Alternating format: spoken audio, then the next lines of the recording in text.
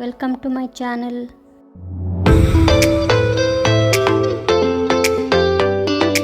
ಇವತ್ತು ಮಾರ್ನಿಂಗ್ ಬ್ರೇಕ್ಫಾಸ್ಟಿಗೆ ಅಂತ ಶಾವಿಗೆ ಬಾತ್ ಮಾಡ್ತಾಯಿದ್ದೀನಿ. ಇದನ್ನು ಶಾವಿಗೆ ಉಪ್ಪಿಟ್ಟು ಅಂತಲೂ ಕರೀತಾರೆ.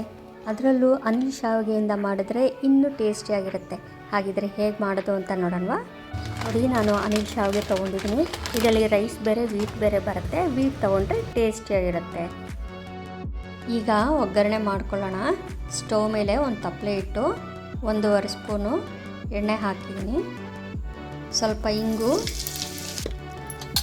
ಸಾಸಿವೆ, ಜೀರಿಗೆ, ಉದ್ದಿನಬೇಳೆ, ಕಡಲೆಬೇಳೆ, 1 ಕಪ್ಪು ಈರುಳ್ಳಿ, ಖಾರಕ್ಕೆ ತಕ್ಕಂಗೆ ಹಸಿಮೆಣಸಿನ್ಕಾಯಿ, ಕ್ಯಾರೆಟು, ಬೀನ್ಸು ಮತ್ತು ಸ್ವೀಟ್ ಕಾರ್ನ್ 1 ಕಪ್ಪು, ಸ್ವಲ್ಪ ಕರಿಬೇವು, ಅರಿಶಿನ.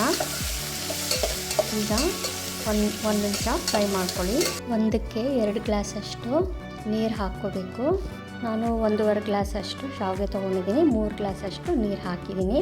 ರುಚಿಗೆ ತಕ್ಕಷ್ಟು ಉಪ್ಪು ಹಾಕೋಣ.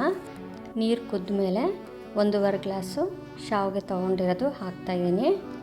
ಈಗ ಎಲ್ಲ ಒಂದ್ಸರಿ ಮಿಕ್ಸ್ ಮಾಡ್ಕೊಳ್ಳಿ. ಮೀಡಿಯಮ್ ಫ್ಲೇಮ್ನಲ್ಲಿ 1 ನಿಮಿಷ ಇಡಿ.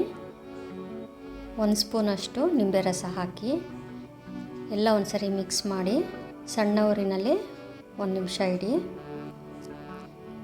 ಕೊನೆಗೆ 2-3 ಸ್ಪೂನು ಕಾಯಿ ತುರಿ, ಸ್ವಲ್ಪ ಕೊತ್ತಂಬರಿ ಸೊಪ್ಪು ಹಾಕಿ ಮಿಕ್ಸ್ ಮಾಡಿ ಸ್ಟವ್ ಆರಿಸ್ಕೊಬಿಡಿ. ಬಿಸಿ ಶಾವಿಗೆ ಉಪ್ಪಿಟ್ಟು ರೆಡಿಯಾಗಿದೆ. ಉಪ್ಪಿಟ್ಟಿಗೆ ಸರ್ವ್ ಮಾಡ್ಕೊಳ್ಳೋಣ. ಹೊಸದಾಗಿ ಮಾಡೋರ್ಗಂತೂ ತುಂಬ ಈಸಿ ಆಗುತ್ತೆ. ಗೋಡಂಬಿ, ಕೊತ್ತಂಬರಿ ಸೊಪ್ಪು ಜೊತೆ ಗಾರ್ನಿಷ್ ಮಾಡ್ಕೊಳ್ಳಿ. ಚಟ್ನಿ ಪುಡಿ ಜೊತೆ ಸರ್ವ್ ಮಾಡಿ. ತುಂಬ ಟೇಸ್ಟಿಯಾಗಿರುತ್ತೆ.